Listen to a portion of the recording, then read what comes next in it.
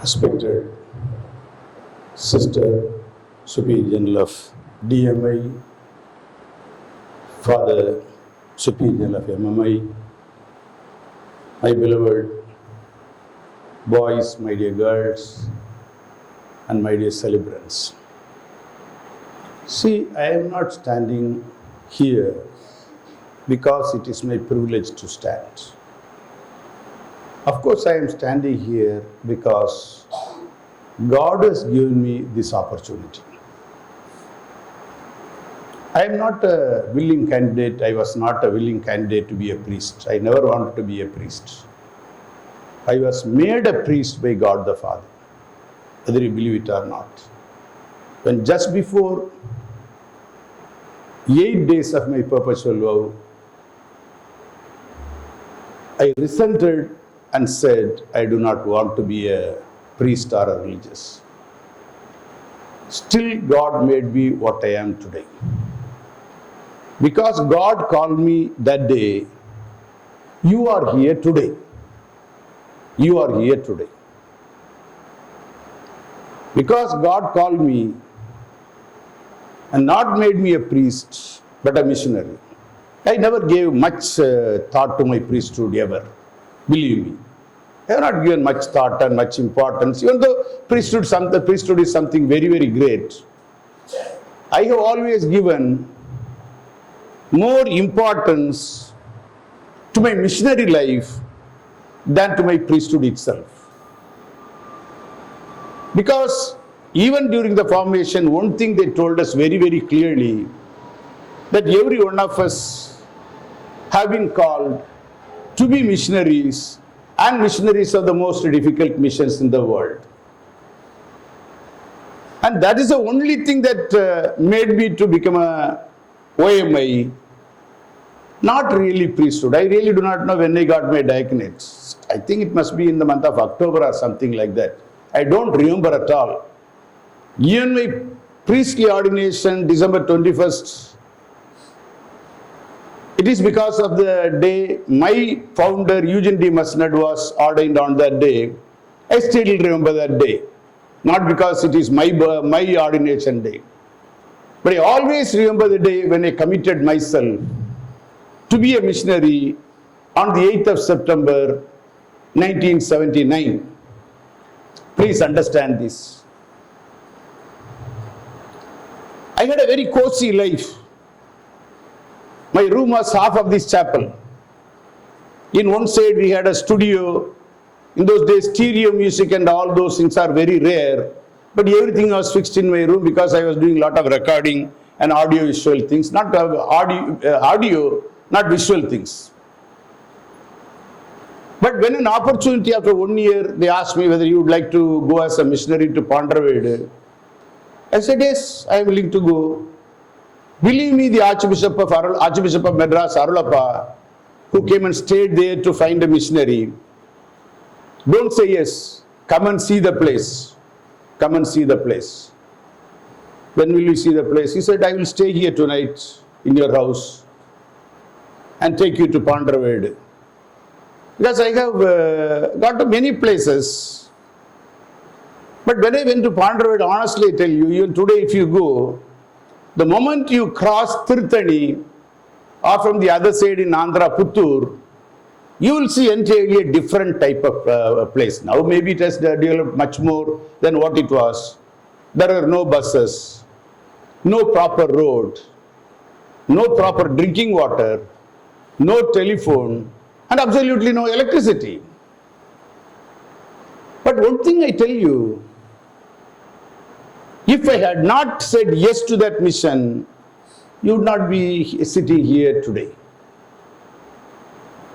When I saw that mission, I thought, oh my God, God has given me a golden land, which will later on flow with milk and honey. Today, believe me or not, even in my time, I built 1,000 houses for Hindus and Christians and Catholics in that area. 1,000 houses. Kilapundi, Pundiyam, Melnadungal. Near Pallipat there was a hill place, what's that, Hindu village? So many places I built, nearly 1,000 houses over there. I educated every child whom I can find who came to me. Sometimes I took them, because in those days good schools were not very much available. I was a driver, I got a van. I took them all the way from Tirthani, Pandravedu to Kalrayan Hill, not Kalrayan Hills, Jamuna Maruttur. That is called Jabad Hills. Every school year in the June I take them, 2 trips I make, 30 fellows in a small van, 60 people I take them for high school. Then for every holiday I go there and pick them up and make 2 trips down, and educated everybody whomever I came across. And at one point we had more than 2,000 women self-help groups there. See, mission is the only place where opportunities abound. Very honestly I tell you. If I had not volunteered to that mission, I would have been an ordinary priest. A lot of people want to be ordinary priests. Again, once you go to a mission, I allowed the Spirit of the Lord to move me. You cannot imagine what all things I did there.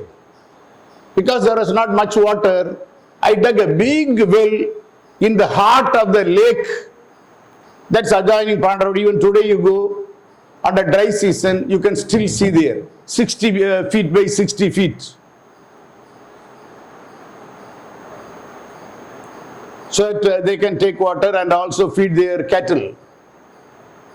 I was able to arrange seeds for all the farmers in that area.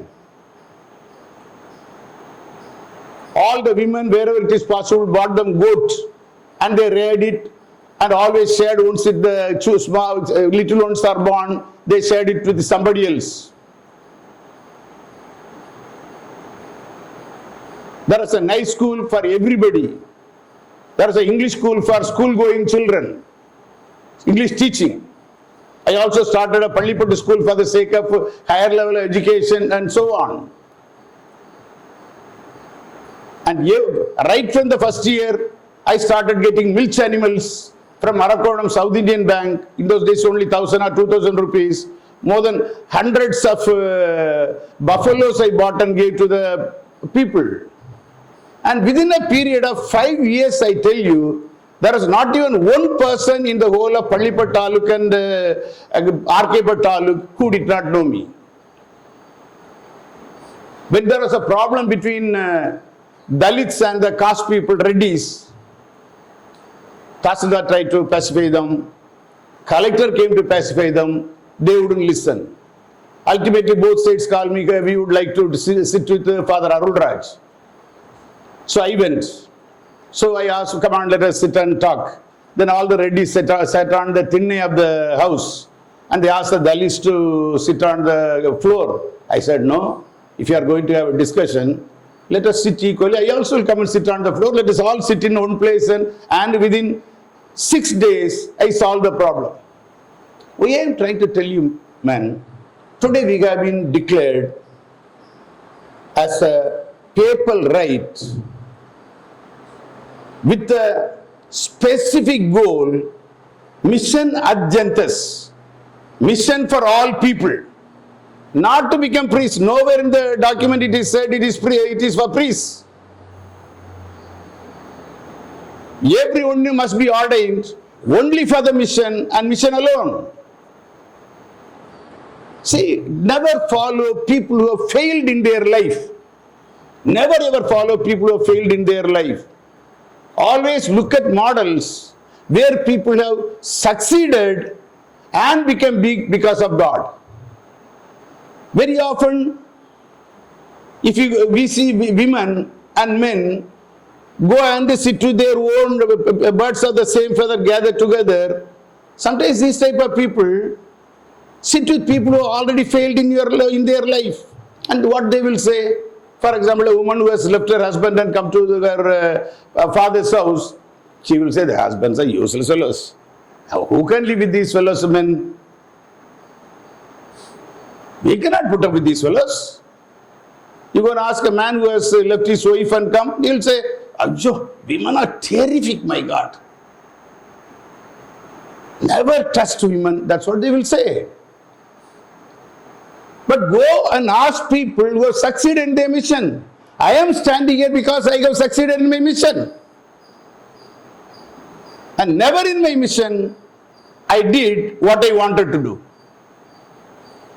I allowed the Spirit of the Lord to move me.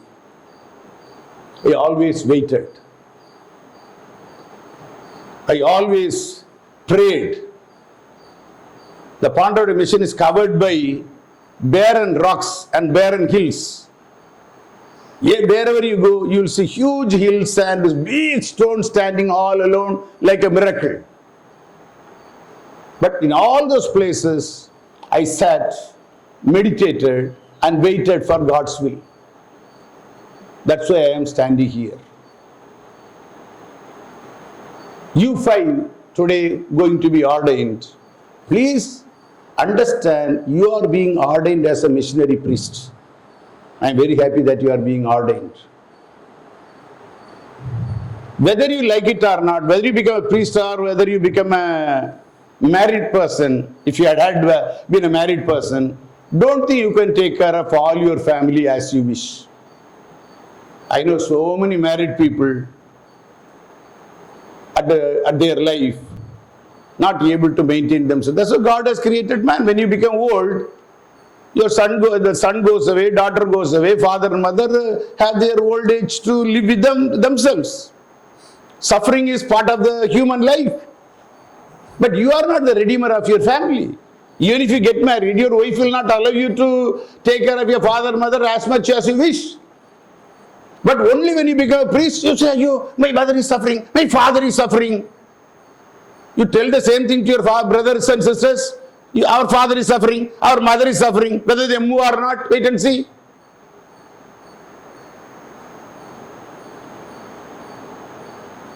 One thing I learned after I came to the mission of my society, never ever I looked back to see how my family is doing. At one point, my mother was so desperate after my father's death.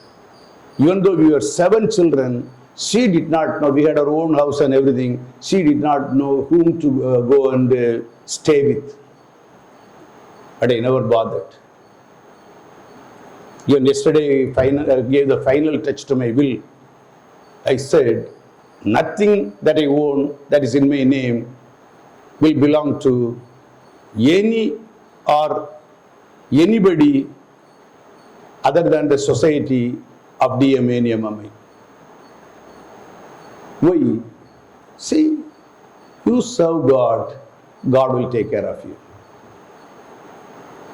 Every day, as he said, sit for some time and think about God the Father. God the Father will take care of you. Even about the mission, you don't worry. God will tell you what to do. God will guide you what to do. But always look for successful persons and successful organizations as your model. You need not create new models. You need not do any new ventures in the mission. There are so many great missionaries like Jesuits, Salesians, Franciscans, and so many others. Look at some of the models.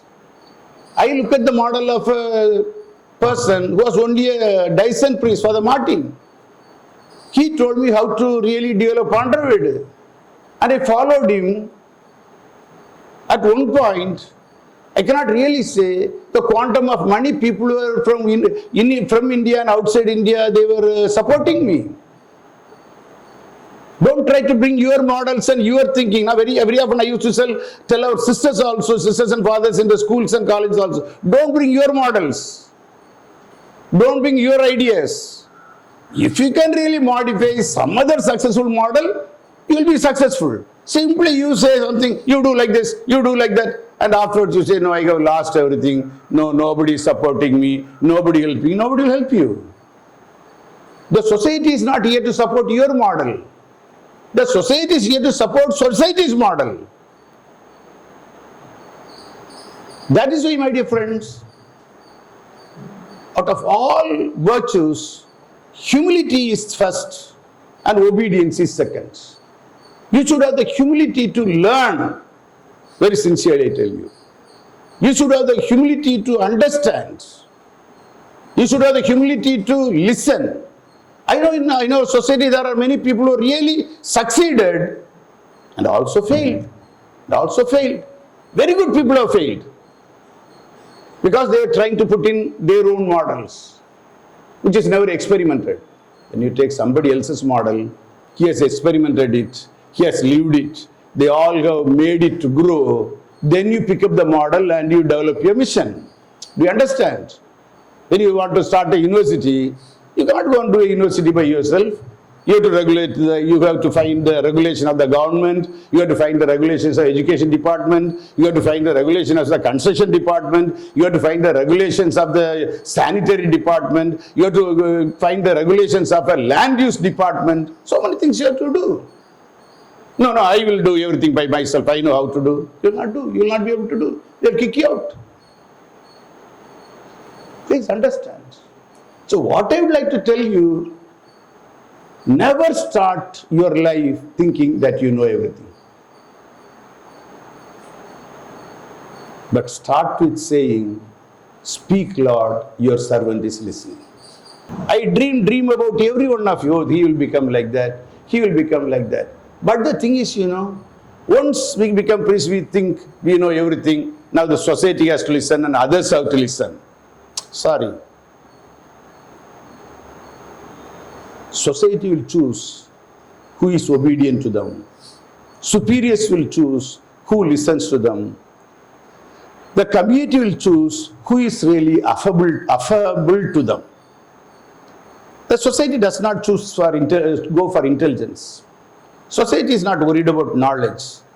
Society is not even worried about hard work. Society is worried about humility and obedience and the speed with which you can really learn. Knowledge, education, degree, we can throw the money and buy it. We can simply throw the money and buy it. But we want missionaries who have the spirit of Mother Mary, who said, let it happen to me according to your will. Speak, Lord, your servant is listening. As Jesus said at the last moment in Gethsemane, it's not my will, it is your will, let it happen to me. That type of people, if you are, you will succeed. And I wish you succeed. Please understand, I wish you succeed. I'm telling you where you can really fall. The day you think you know more, finished.